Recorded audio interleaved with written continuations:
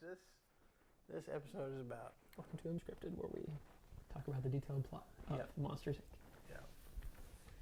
All right. Good evening, everybody. Welcome to Wednesday Unscripted with Marshall Brown and Brandon Dodd. We're glad to be with you guys tonight. So it's really, I need to interrupt real quick in the introduction. It's really, I just picture when we say, welcome, we introduce ourselves. In my mind, there's applause. Yeah. That people are like, I gather could around. And just, Jimmy Fallon We with could. the Roots. Yes. Hey. That's right. Anyway, I know you guys, the applause is dying down now, so That's right. thank you for... Thank you. Yes, for joining us tonight. Go ahead. Well, I mean, what could be better than, the Roots and Jimmy Fallon coming out and our special guest that That's we're bringing right. in That's today. right. In my mind, that's what's happening right now. Yeah, every time. Yes. Every Unscripted. Man, we are excited to be here with you guys. Mm-hmm. Truthfully, I've really enjoyed what we've been doing with the frequently asked questions. Yes. I've really enjoyed hearing very, very positive things just about the series that we've been doing on Sundays about frequently asked questions, because I think it's open and honest for us to be like, man, I got questions, I got problems that I'm trying to figure out, this is what I think about God, but this is what I think about the world, and like, how do these things fit together? We've talked about free will, we've talked about prayer, we've talked about heaven, creation a little bit. Yep. Why do bad things happen to good people? Yep. Last week talking about heaven and hell and paradise and Hades. Yeah, and even just picking Christianity in the first place. And Yeah. Just like, why this over other stuff? Yeah. Yeah. So all that to say that we've covered, I feel like, and will cover, but we've covered a lot of ground in Yes, the past couple we of have, for sure. couple of weeks and months. For sure. And today is no different. So we're continuing on in our Unscripted series, and we're tackling questions. And so today, it's two questions, and Marshall and I are undertaking the ability to answer both in one session. That's right. We think we can do it too. We know we can. That's right. Very detailed analysis of. Yes. Well, it's unscripted. And Yeah. it's gonna be unscripted. So we've talked about these subjects, and some we have to line out, and we're looking forward to ones in the future that we're going to be lining out, talking about church roles, talking about homosexuality, all kinds of different things. There's a question about the rapture and Ooh, 1,000-year reign, that kind of and stuff. we'll definitely tackle that in Yeah. 45 minutes. Yes. Unscripted, not prepared at all. No. So let's just, Yeah. open up Revelation. And just, Yeah, that's right. So today we're answering the question. I guess it's a two-part question that they're kind of connected, and it's this: why did God wait so long to give consequences? And so they cited a sermon that we had talked about a while back of God waiting 150 years for Babylon to take over Jerusalem. Right, from our Isaiah series, Isaiah was prophesying, hey, Babylon's going to come, they're going to destroy the nation of Judah, and that didn't happen for another 150 years. So it'd be like a parent saying, hey, just so you know, there's going to be punishment, but like when you're 40, Yeah, then then it'll come. then it's happening. Okay, so why did God wait so long to give consequences? Yeah. And then number two, which is kind of connected, just talking about another conversation about free will. If God gives people free will, then why are people redirected to do as the Lord says? And so the story that they cited there was Jonah. Okay, here's a prophet of God that is ready to prophesy, and we'll talk about it. And he's a successful prophet. Here's a job that I'm not super excited about. Yeah. But even whenever Jonah decides, no, I don't want to do it, it seems like God is kind of strong-arming him a little bit. He almost makes him do it anyway. Yeah, the whole fish, that's kind of a big, talk about a power move. Let's get a fish in here to kind of redirect. To borrow the term you like to use, that's a God flex there. That's a God flex. Yeah. I got, man, being with all these Gen Zers and stuff like that, I've talked with a couple, blurring, I'm sure you guys notice, the line is blurred between, man, this is what adults talk about, and this is like the terminology that teenagers use. Yeah. And so I apologize if I say things like, I don't know. It's just like God flex. God flex, baby. Yeah. Woo! Where God flexes his muscles. That's right. God's like, hey, come on, let's go. You see it in the NFL. They do a big play, like, yo, come on. Yeah. I'm So with on Jonah, you're gonna get away? Here's a fish. God flex. There's a fish that's gonna boom. God flex. And so at the very end of it, why didn't God just choose somebody else who was willing to do the job? Right. Because there probably were. There's probably other prophets there that Which would've brings been up, which is what the question is about. Like, Exactly. why, if God does give us free will, then why does it seem like sometimes He makes us, or at least from some biblical examples, He makes people do what He wanted them to do? I thought it was free will. So it's a good question. Yeah. There's people that sign up to be missionaries and go to school to be missionaries. Why is God calling me? Yeah. Or why, there's people like, what? I don't really want to do that. Take somebody that has something like that. Yeah. So, And go. Let's We're go. Good. Let's do it. which I guess we Okay. haven't figured out. Yeah. I'll put the stopwatch on real quick. Okay. Okay, so I guess let's just dive right in. So question number 1, why did God wait so long to give consequences? And then talking about Babylon taking over Jerusalem is a pretty big chunk of time there. So you said they specifically were citing a sermon that we talked about whenever we were doing online stuff specifically a couple of months ago for our Isaiah study. So can you just give a little bit of context about that part of the question? So the people of... I'm in danger of already making it too long. There's God's people, Israel. At one point, they divided themselves into two nations, Israel and Judah. Still technically both God's people, but two separate nations. Yeah, both at different times disobedient to God, worshiping other gods, doing the things the exact opposite of what God said in His law, all that kind of stuff. And so God got sick of that. Said, "Man," and God had told the people before, 1,000 years beforehand, if you're going to start following these other gods, I'm not going to be your God anymore, and bad things are going to happen. And even gave examples of what that would look like. And then they decided to follow other gods and not do what He wanted them to. And He's like, okay, here's bad things happening. And so the nation of Israel was taken away by the Assyrian Empire into captivity, never to be heard from again. But the nation of Judah, which still God's people, they survived. And part of that had to do with the king that was reigning at the time and just the heart of the people in general. And there was a prophet living at that time. His name was Isaiah. And while things were great and Hezekiah was a pretty good king, and the people kind of, as a whole, were like, all right, we like God. We're going to obey God. Even in the middle of all of that, Isaiah's going, you know what? This isn't going to last. And he even names the empire that's going to take over, which is the Babylonian Empire. I mean, he even says it's going to happen, and here's the empire is going to do it. And they're going to completely destroy this nation, and they're going to completely destroy our capital city and our temple and all that. Predicts it ahead of time. But in our mindset, that prediction that should happen pretty quick. It should have happened immediately. And there's another 150 years. Isaiah is long gone, obviously. Before the Babylonian Empire ever comes along and does destroy the nation of Judah and takes them off into captivity. And so, again, the question is, well, why did God wait so long? If He knew people were being disobedient, if there's consequences to our choices, why did He put off the consequences? Yeah. Why not just go ahead and give the punishment? Well, I mean, it makes me think, just, I'm not a parent or anything, and you are, and a lot of our listeners and stuff are too.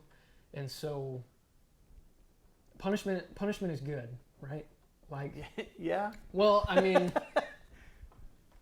punishment is good. So yes. You're not just saying, hey, good job for eating your vegetables, the belt. Yeah. Like, there's a reason. Right. There's a form of redirecting. There's a form of behavior modification and coaxing and all of that stuff, right? Right. So if that's the case, if we think about Israel's relationship with God as, like, if you simplify it enough to be a parent and child. Parent and children. Mm-hmm. Do you think it would have been more effective to be like, hey, you guys are kind of on the right track. There's a couple of things that we need to readdress, but, like, let's just go ahead and swift, take the Band-Aid off, get it, taken care of. I mean, it kind of, that's... Well, go ahead. I'm putting you in God's space. Yeah. It's kind of, even from a parenting perspective, you can't necessarily, it's not necessarily black and white, like, okay, these different offenses, here's the punishment, and here's the categories for this punishment. Here, what I'm saying? Like, so let's fit those together. Yeah. I mean, you can kind of discuss some of those things I guess, ahead of time, with your spouse, or figuring them out if you're a single parent, figuring them out on your own. But a lot of times, man, it's in the moment, and you have to decide sometimes, like, immediate consequences or consequences on down the road. And what, to your point, punishment is hopefully part of it is just consequences. There's consequences to every choice that we make. We make good choices, good consequences. Bad choices, bad consequences. So punishment falls into that category of, you make a bad choice, bad things are going to happen, and that's a life lesson that you need to learn, right? And so there's that piece of it, but then there's also, hopefully, it's a teaching tool. Like, you know what? I don't want to experience the bad stuff. There's bad consequences that I don't want to go through again. So I'll start making these choices instead. And and sometimes you just got to kind of gauge in the moment. Does this need an immediate lesson to learn, or can we kind of pause on this and there's going to be a punishment on down the road if I'm going to give you maybe another chance, or I know that you'll learn this more if it's an even greater consequence on down the road instead of me just getting onto you right now. I mean, there's lots of different factors that go into it. Parenting sounds difficult. It's piece of cake. It's fine. No problem. Well, so. And I'm an expert too, so there's that. I'm taking notes right now. That's such a lie. I just lied on camera in front of everybody. Unscripted, baby. So yeah. God flex. So I don't know. Let's just say, from a limited parent perspective, if you were to say the punishment fits the crime, as far as like, okay, your kid does something. Let's move this aside for a second. Your kid does something that is pretty big and pretty bad. Does that warrant? I guess it depends on the thing, but does that warrant, like, man, this is the sin, whatever it is, the thing that was bad was so egregious, the infraction, whatever, that needs to be taken care of swiftly, and immediate redirection needs to happen, consequences, punishment, that kind of stuff to pull us back. But then you're saying too that it could be some of these little gradual things that, okay, if this continues to happen, buddy, like, this is what's gonna happen. Yeah. Or you're talking to your kid about grades or something, like, man, it's like this is it. This is where you're gonna end up. All your friends are gonna keep going, but you're gonna stick right here. I don't know. So I guess the answer. What? This is why I keep asking you the question. Yes. Isaiah comes and says, here's gonna, listen, guys, we need to pull your stuff together, but here's the deal. Here's an army, here's a nation that I'm naming, and they're coming, and it's gonna happen, and it doesn't happen for 150 years. What's the underlying parenting style? Like, what's the underlying thing that you think, or we could assume that God is thinking in the middle of this? Well, I know we're not supposed to have silence. I'm sitting here thinking while you're talking. I don't think it's just about the consequence and the lesson. I think I guess there is a lesson. There's an exercise in grace here as well. And if you know the whole history of God with his people in the Old Testament, man, I mean, it's so easy. It's so easy. I think we've even mentioned this before, to view God in the Old Testament as just vengeful and reactionary, strike people dead, plagues, pestilence, swallowing and sacrifices with blood, and just all this gruesome kind of picture guy. And then you move in the New Testament, Jesus comes like, God's so cool. I like that and guy. He's chill. He holds a lamb. Yeah, and it's just children. He's all about forgiveness and stuff, and it's almost as if there's no forgiveness in the Old Testament, which is so far from the truth. I mean, if you read through it, there is just bucket loads of grace that God gives his people, and like, here's what I need from you, and it's not even a desire on God's part to like hold his people under his thumb. He views it sometimes as a parent-child relationship, and he describes it that way, but also sometimes like a marriage. You know, we're supposed to be in love with each other. Like, I love you. I would do anything for you, and I want you to feel the same way about me. You know, and when they go off and do other things, it's betrayal. It's adultery. Those same kind of emotions that a spouse would feel about their spouse cheating on them is how God feels. Yeah. Which is real emotions, man. Totally. And if we witness that, I mean, we have, you know, many of us have witnessed that, either personally or just people that we know that have broken those marriage vows in that way. It's hurtful, and some of us, our reaction is, well, done with that relationship, just divorce immediately. And if that couple ever reconciles, there are some people who are like, man, I can't believe you're giving them another chance. What the heck? How could you? You know what they did to you. Once a liar, once a cheater, always a cheater. Exactly. And are probably justified in feeling that way. But I'm saying you can look at God and go, I can't believe that you're still this people's God. Like, look how they've treated you. Look what they've done. And God's like, this is centuries after the marriage covenant was made. Totally. Too. And God's like, yeah, but I love them, man. Like, I love them. You know, and keeps forgiving and keeps giving more chances and delivering them from the consequences of their own choices and all that. So that, I think, part of the answer to the question, why did God not always give immediate consequences, is, I mean, he loved them.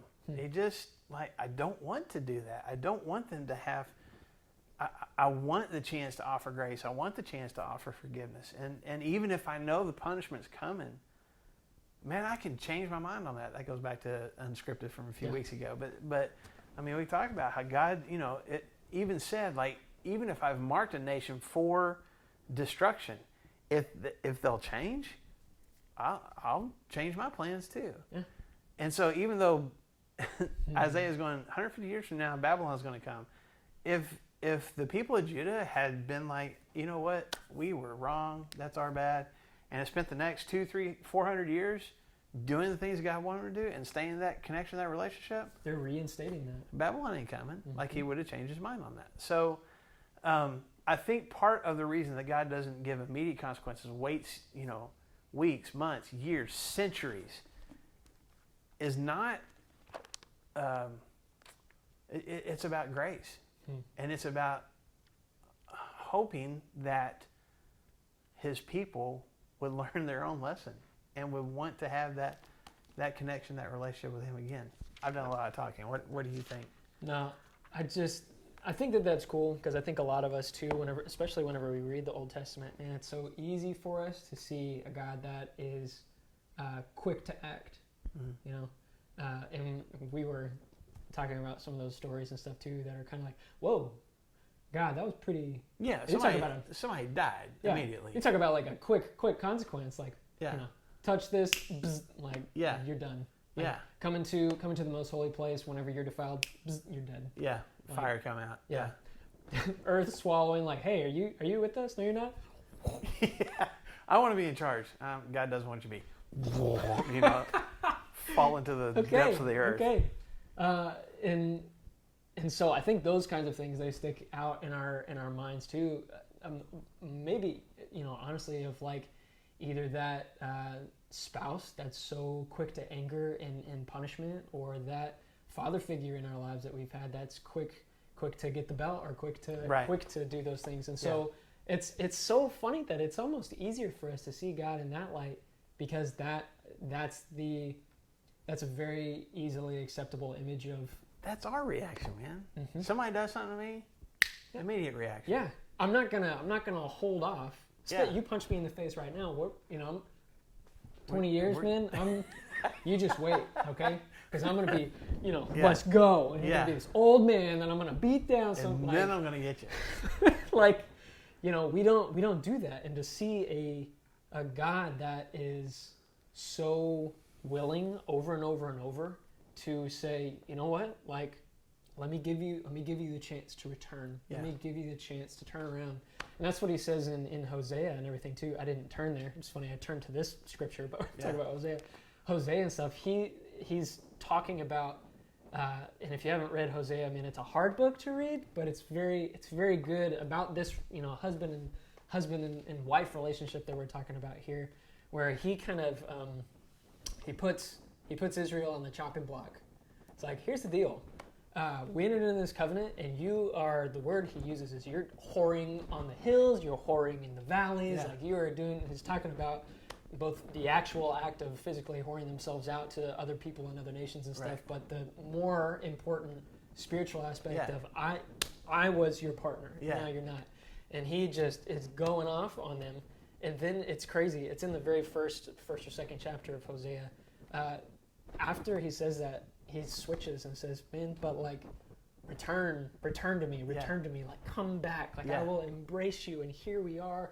Like we can reinstate this again, and I will adorn you with oil, and I will clothe you again, and you will be my bride again. And it's this beautiful, beautiful story of like, that's what God wants us to be. Man, is he upset that we go the other direction and that we worship other things in this life? Like right now, 2020 technology, or our particular political leaders, or the school systems, or sports teams, or whatever it may be, these things that we worship. And God's not cool with that. He's not going to turn a blind eye. He's like, man, if this is what happens whenever you put those things on top, whenever you idolize those things. But in the same breath, he's like, but man, if you would just return to me, then we could have this relationship. And I'm going to give you time to do it. Can you imagine if, oh man, like just the way you said that, I don't know, can you imagine if we did that, like, oh, I'm going to idolize my spouse, or I'm going to idolize my career and my money and stuff. As soon as we do that, God's like, oh, well, marriage certificate gone. We're done. Here's a certificate of divorce. We're finished. I'm not going to protect you anymore. I'm not going to listen when you pray. We are done. Yeah. Immediately. And so, like, whenever we enter into this covenant with God, it is a marriage relationship individually. And, that's what that is. And, through baptism and proclaiming Jesus' name and saying, like, man, this is what I want. And these are the covenant relationship that I talked to. We break those things, and God says, nope, you're done. And that's it. That's the only chance you have. Yeah. I'm thankful for a God that's willing to wait 150 years for waiting for the turnaround, waiting for us to be redirected to him. And I like that God. I like that God a lot. Sure. And as we're talking about that, I can almost hear some people sitting there going, okay, so there's grace. Then why the immediate consequences? Why not give people a chance to, And again, that for sure, that element of it, and the grace part that we talked about as well, it goes back to that parenting thing. And each situation is different. And sometimes as a parent, especially with your younger kids, it's an immediate consequence. You need to know right now, not put your hand on the hot stove. And there's going to be a consequence of that. Now, if you go ahead and put your hand on the hot stove, what's going to happen? It's going to you're going to experience a consequence. But before you get there, I'm going to give you an immediate consequence. Maybe it's a pop on the hand. Maybe, whatever that consequence was, that's going to be immediate because it just warrants that. You have not had enough life experience to know that that's a bad thing. And so I'll immediately do that. Now, you break curfew. Well, I'll let that slide. You break curfew 10 times. Okay, now there's going to be a consequence. So, you kind of like, I'm going to allow you to kind of figure some things out. I think that's what God does with us sometimes. Like, I'm trying to teach you an immediate lesson because it needs an immediate lesson right now. Some of those people that suffered immediate consequences, either a disease or death or, whatever.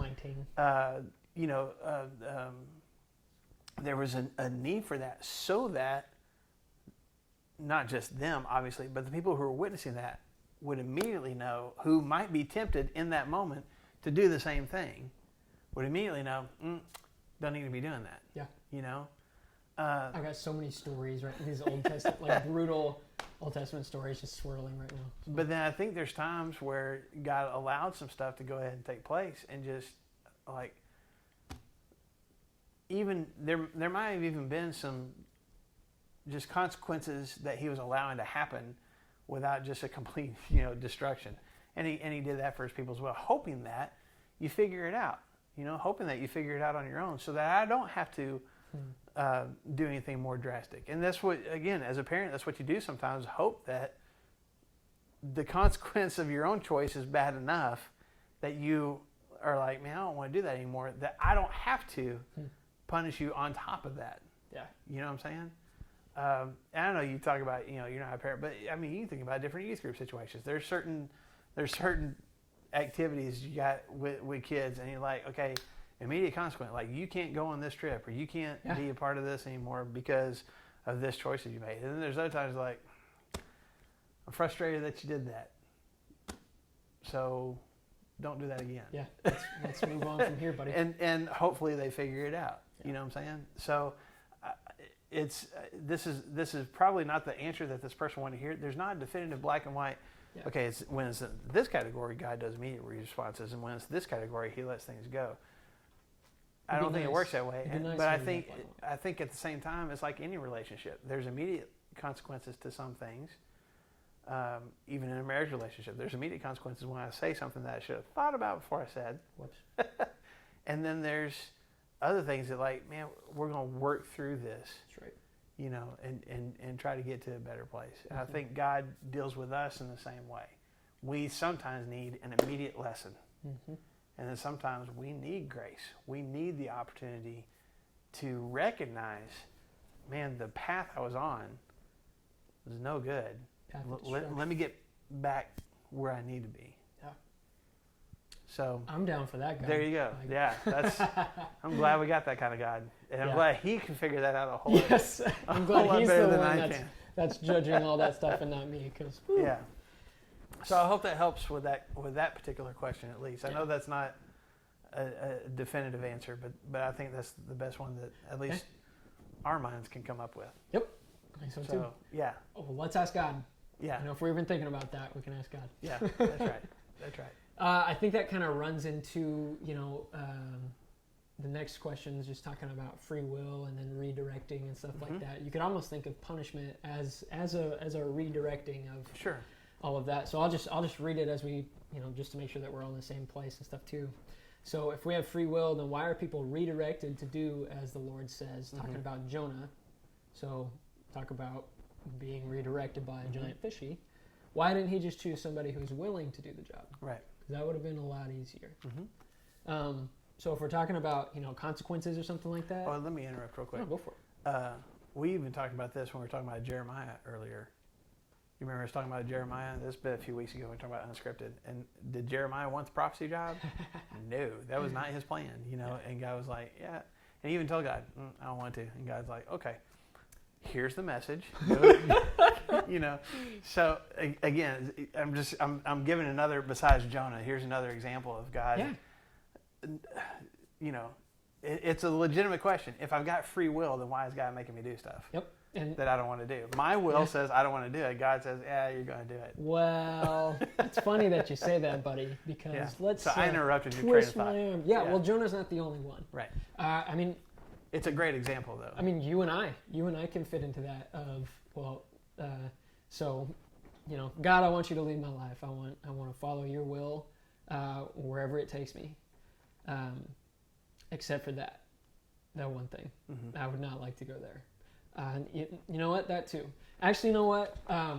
Whatever you want, God, that's fine. As long as you don't make me to change my job or to upset my delicate finances right now or to, do X, Y, and Z. Yeah. I'm cool with it. Yeah. Well, that's us too. And we can take the place of these prophets and stuff too of like, okay, so God redirects us too. Of okay, he'll give us directions and stuff like that, and then he'll talk about strong arm or a God flex or whatever, kind of push us, really give us a nice little shove in the right direction of where we go. So why doesn't He just use somebody else to do the job that He's calling us to do? Right. I don't know. Well, I'm trying to think of where to even start with this. Well, we talked about free will a couple of weeks ago on our Unscripted series and how that works with prayer. So go look that up if you're curious about that. But as far as free will, we have free will. Humans have free will. God doesn't force us to love Him. He doesn't force us to do anything. We're the ones that decide if we're going to follow Him or not. We're the ones that are going to decide if we're going to be Jesus followers or do stuff that Jesus wouldn't do. And in the middle of all of that, God is in control of those things and knows the outcomes of all of our situations. We talked about it kind of like some tree roots or a map that has all of these different pathways that we could possibly take. And so God knows where we fit on all of those things. Every little decision that we could possibly make, he knows the outcomes of all those things. But the free will is we are deciding the path that we're going to choose. He doesn't have I think we talked about a yellow brick road. Yes. That's exactly the way that he wants to take us. Yeah. His direction is, man, look like my son, look like Jesus, love other people and love God. That's what our job is. That's God's will for our life. It may not necessarily be this job or that job or this spouse or this person or this place that I'm going to live, as much as it is, man, we're going to love God, love other people, follow God, and we're on the right path. So free will in the middle of all of that. So Jonah. Yeah. There's a lot of stuff that we know about Jonah from the book of Jonah, but I don't know. Give me some facts About Jonah. Shoot some cool historical stuff. So Jonah. But he's so ready for it too. Like he's good to go. Jump on it. Jonah actually, we talk about Isaiah. Jonah lived just a little bit, a few years before Isaiah did. Was a prophet of God. You can find out about him in 2 Kings and 2 Kings for sure. I'm not sure about 2 Chronicles. But anyway, prophesying some different things that were going to happen. But then there's this one book that's named after him, and God gives him this message and says there's this town called Nineveh, and I want you to go. It's kind of vague what God says. I want you to go call out to them. I want you to go preach to them. But he doesn't give the specific message, at least at that point. Yeah. But he's like, I'm going to destroy them. But I want to send you first to go talk to them. And the problem is, Nineveh was not an Israelite city. As a matter of fact, Nineveh was the capital of people who often came and fought against God's people, and was kind of the hub of a lot of destruction and chaos for God's people. So they're terrorists of God's people, basically. Yes. They're coming in, pillaging, taking people away, severing heads, taking off hands and feet. Yes. Those kind of people. Okay. And there have been battles back and forth, for a while. But the point being, Israelites did not like people from Nineveh. It was a racial thing. It was a religious thing. It was a political thing. It was all the things. Hated them. It was all the things. That's right. So Jonah gets this mission from God. Hey, go talk to the people in Nineveh. And Jonah's like, I don't think I'm going to do that. And so he gets on a boat. Which is funny because he's a prophet. Right? Yeah. That's his job. Right. Here's a message from God. Tell the people. Right. But see, he had an addendum he felt like in his contract where I tell God's messages to God's people. And you're telling me... That's the deal. And, you can almost picture him going, okay, here's my contract, and it exclusively says, God puts on his glasses. Yeah. So, he had no intention of going and talking to the people in Nineveh. And he also knew that God wasn't going to be happy with that. So, what do you do about that? Can't stay here, because if I stay here, God is A, going to strike me dead, or B, going to figure out some way to get me to go there. So he gets on a boat and tries to get all the way to the opposite side of what he knew as the world at that time, on the other end of the Mediterranean It'd be like Sea. us going to China, Siberia, something like that. Like complete opposite of where we're at now. Like get me as far away as possible. So in the opposite he's on the boat. Storm comes. Boat's starting to fall apart. All these experienced sailors are freaking out. They don't know what the problem is. Jonah's like, I know what the problem is. And says, I made God mad. This is my fault. So if you guys will throw me into the sea, the storm's going to go away because God will be appeased. And they even fought him on that for a while. Like, no. We're not going to start pitching human beings over the They're over fighting the side for of the his boat. life more than Jonah's fighting for his Yeah, life. and Jonah's like, just throw me. Take me. So they end up doing it. As soon as he hits the water, storm's gone. But God also sends a great fish. We're assuming a whale. The redirecting. Yes, to swallow him up. And he spends 3 days in the belly of this fish, and then it goes and regurgitates him onto dry ground. And then Jonah's like, all right, point taken, and he goes to Nineveh. Twist my arm, guys. Yes. Okay. Which, he had a great story when he got to Nineveh. I mean, I heard a guy talking one time about just, seaweed wrapped around his head, hair bleached white from stomach acid from being and like just, the fish smell that would be on him, and going and walking out somebody going, repent. I'm listening to All that, right. dude. Anyway, so he goes to this city and just basically walks around and doesn't have much of a message to it. Just says, you got 40 days and God's going to destroy this place. I don't, well, anyway, the whole message, it works. The whole city, the entire population, all the way to the king, saying, man, we are going to be the kind of people God wants us to be. And then Jonah goes outside of town and gets up on a hillside and waits to see God go ahead and destroy the town, because that's what God said he's going to do. I'm going to destroy the town. And then he doesn't do it. And then Jonah gets mad. It's like, see, this is why I didn't want to come in the first place. It's not totally why he didn't want to come in the first place, but it's part of it. Like, I knew, God, that you have grace and forgiveness and compassion. And of all the people that Jonah didn't want to see experience grace and forgiveness and compassion was the people who brutalized his people. They don't deserve it. So I don't want you to give it to them. And now I'm sitting here watching you give it to him. And it was frustrating for him. And the Bible kind of ends right there. The story of Jonah kind of ends right there. Which is very sad. Yeah. Because you're just like, oh, this is it's depressing. But I think it's also intentional. Like, okay, well, what are you going to do with that? Like, what are you, as the reader, as you read the story, do you see yourself more like Jonah, or do you see yourself more like, God, who's wanting to give these people another chance? So that's the story of Jonah. Man, there's a whole lot of lessons to come from that come from that story. But this question is, if Jonah didn't want to go, and we have free will, God doesn't make us do things against our will, kind of seems like God made Jonah do something against his will. So that seems inconsistent. God gives us... So fix the consistency. Oh, now you're asking Brandon. me. Dang it. So we have free will. We doing good, by the way? Yeah, we're good. Okay. We've got free will, so we can do whatever we want. God says to a person that has already accepted the position of being a prophet, I want you to go and do this. Mm-hmm. I don't want to do that. I run away from that. God says, you think you can run from me? Yeah. Strong arms you with a fish. God flex, we talked about earlier. And the message is preached. No matter if I don't, the message is preached. And obviously Jonah here is upset, very angry, very bitter. His sermon is like, I think it's 4 Hebrew words. Like in our English, it's a sentence. It's like 4 Hebrew words. Yeah. So he's like, God, if you want to save this people, sure. If I have to bring a message to people, sure. 3 words, leave. He doesn't even go into the center of the city. He just like comes and is like, hey guys, leaves. Yeah.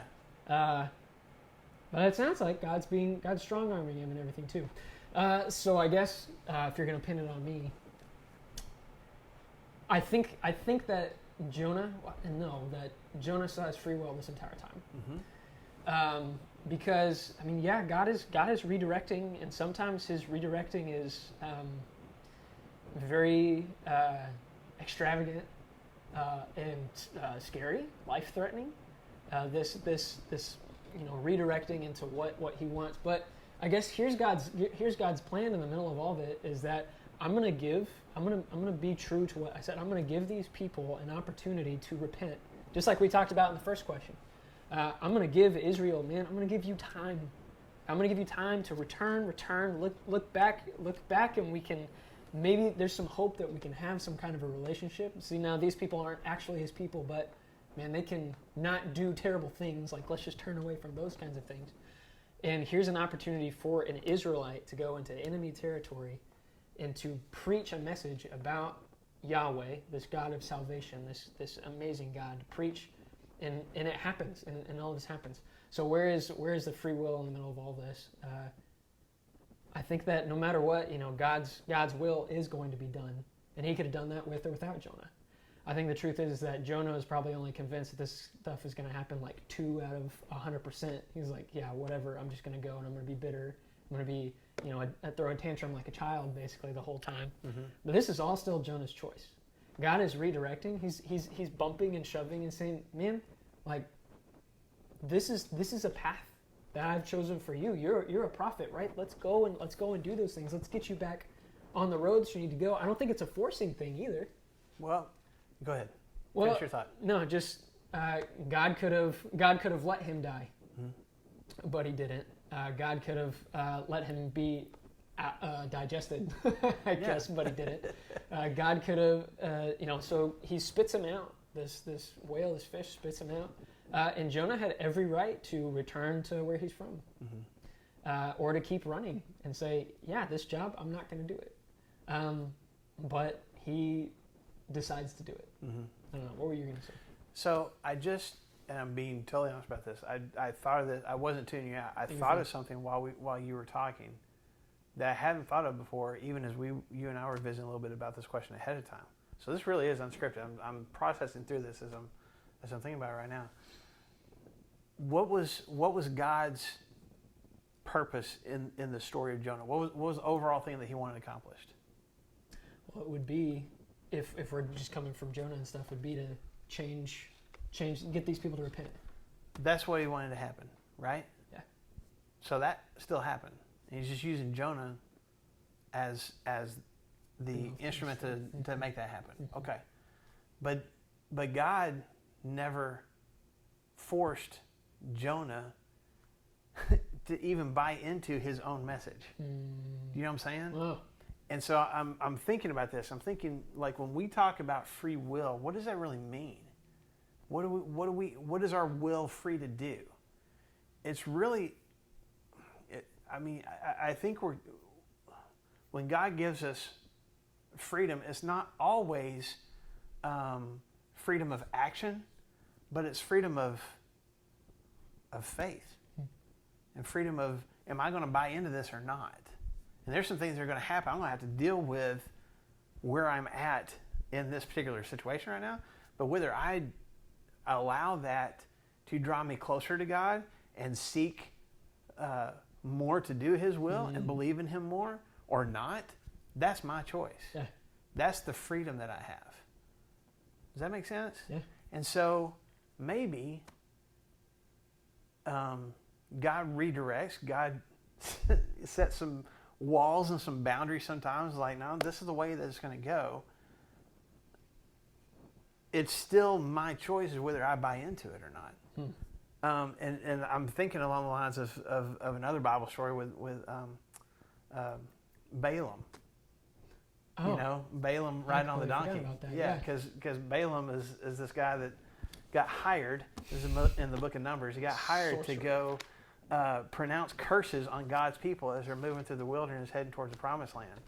And I guess for the most part, he was, or at least to that point, he'd been used by God sometimes to prophesy to people. And because God talks to him and goes, I don't want you to go. And Balaam's like, I'd really like to go. Because there's a lot of money on the line. And so God finally is like, okay, you can go, but you can only say what I say to you. But God never wanted him to go. And then Balaam's riding on his donkey, and God keeps putting an angel with a sword drawn in front of Balaam in the path, and he can't see it, but the donkey can. And 3 different times, one time the donkey like brushes up against a wall, smashes Balaam's foot. He beats the donkey. Another time the donkey goes walking off into a field, and he's like, the path is over here. And so he gets mad, and then finally the 3rd time the donkey's just like, okay, well, I can't go anywhere, so it just lays down. And Balaam again starts hitting the donkey, and then God opens his eyes. The donkey talks to him, by the way, and says, I don't know why you're hitting me. And then Balaam is not bothered by this, and like answers the donkey back, because you keep going off the path. He's so angry. He's like, and then he sees the angel. Now, God was obviously doing some redirecting there.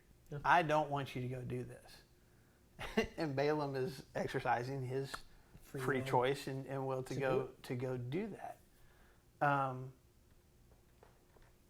But Balaam was not made to believe in and try to follow and be the kind of person that God was calling him to be, as his character trait, his faith is concerned. Does that make sense?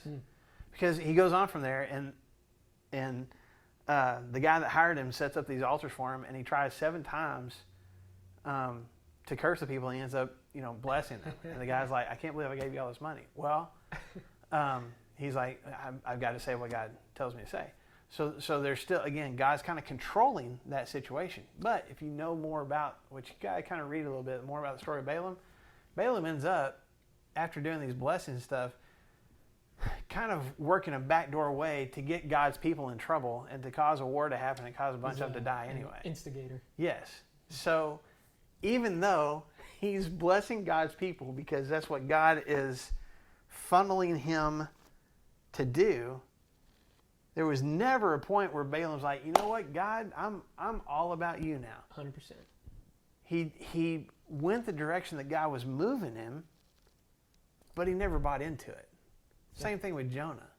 I mean, you get swallowed by a fish, and then, God's like, now let's go preach in Nineveh. Okay. But even after he preaches, what does he want to do? He still wants to see the destruction of the city. He never bought into the forgiveness and the grace that God was wanting to extend.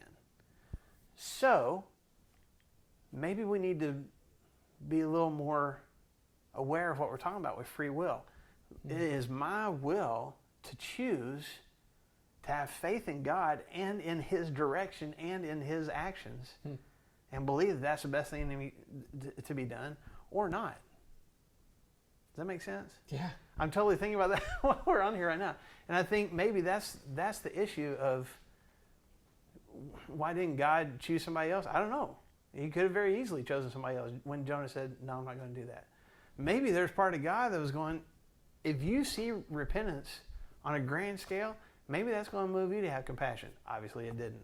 But, maybe that was his hope. He was fighting it the whole time. Yeah, maybe that was his hope. Whatever God's reasoning was, and if that's part of your question, I don't know. I mean, God has all sorts of reasons for doing all sorts of things. But to your point, what you were saying a minute ago, he never removed Jonah's free will in the sense that made him a puppet. Even if he moved Jonah that direction, it was still Jonah's choice as to whether he wanted to fully commit to God and have faith in him and be like God, be gracious and forgiving to these people. That was his choice. God didn't make him do that. Yeah. You know what I'm saying? Mm-hmm. I don't know what you think. Chew on that a little bit. What do you think about all that I just said? He chose bitterness. He chose his own anger, and he chose resentment, hate. I mean, he held on to all that. Yeah, until the very end, the very last stuff. And it's so sad because here's God saving an entire nation from destruction through grace and mercy, and here's God's people like, for the love. Yeah. I knew you would do this, God. Yeah. Like, you are a God of compassion, and I hate that.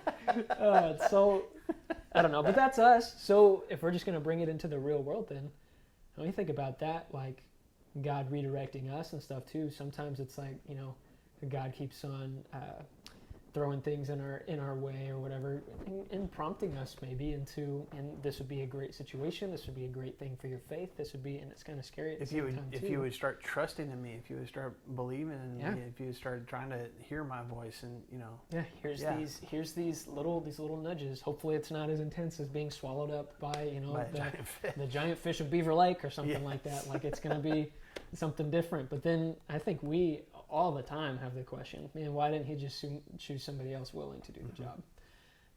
Because there's a lot of times that God calls us to do stuff that we're either we don't feel like we're prepared for, or stuff that we're really uncomfortable with.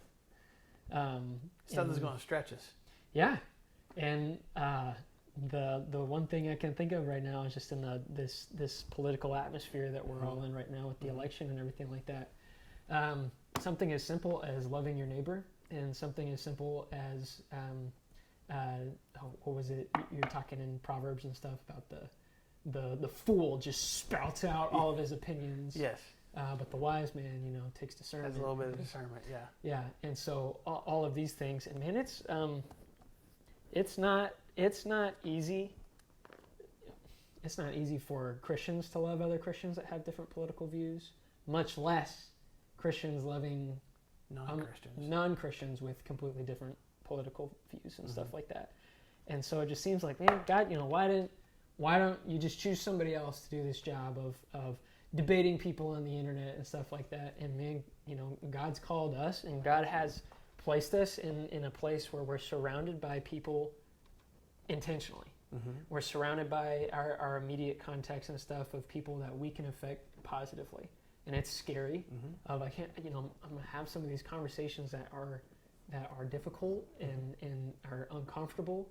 But God has placed us in this spot so that we can have these conversations, and we're just like, man, why didn't God choose somebody else to talk to this person? Yeah. Guys, God has put you there. Yeah. To be Jesus in this spot. And it's scary and unintentional, but we have the free will to be able to choose, am I going to just be resentful of it the whole time? Or am I going to open my heart a little bit and say, man, you know, God, I think that maybe I am here for a reason. Yeah. Maybe I can open my good. eyes and see what that is Mm-hmm. that God's calling me to. Yeah. I think that's what we need to work on. It's just kind of our concept of what exactly we mean by our free will. Yeah. Like, it's not. I think God demonstrates throughout Scripture. Sometimes there's a definitive, like, I want you to go this way. Yeah. You know. Sometimes there's hands off and like just pick and go. Whatever you want. But ultimately, whether I choose to give my life to Him, whether I choose to have faith in Him, and then allow that faith to start to dictate my actions, that's up to me. Yeah. God doesn't make me a robot. You know, I've got my own heart. I've got my own mind. I can choose Mm-hmm. whether I trust in Him or not. And that is, I think, where we're coming out here with why doesn't God, how is it consistent when God says you got free will, but I'm going to make you go this way? The free will is not always about the action as much as it is my heart and my faith and my attitude. I like that. That's kind of what I'm thinking. Unscripted, man. Yeah, that's right. That sounds good to me. So feel free to I don't know, tell us that we're wrong. Feel free. Yeah. Feel free to comment back to us or email us, message us, call us. Yeah. Say, man, let me, here's something that I thought of as far as this goes. Feel free to share that with us. That's the fun part with these two questions in particular too. Mm-hmm. Is that, like, I think theologically it's a cop out, but, like, you know, who can know? Who can know but God? Only God knows His own mind. Yeah, for sure. Whoops. So well, we can wrestle with these things. Yeah. It doesn't mean that we shouldn't wrestle with these things, and I enjoy wrestling with them. So that's just me. But I do think this goes back to what we talked about several weeks ago.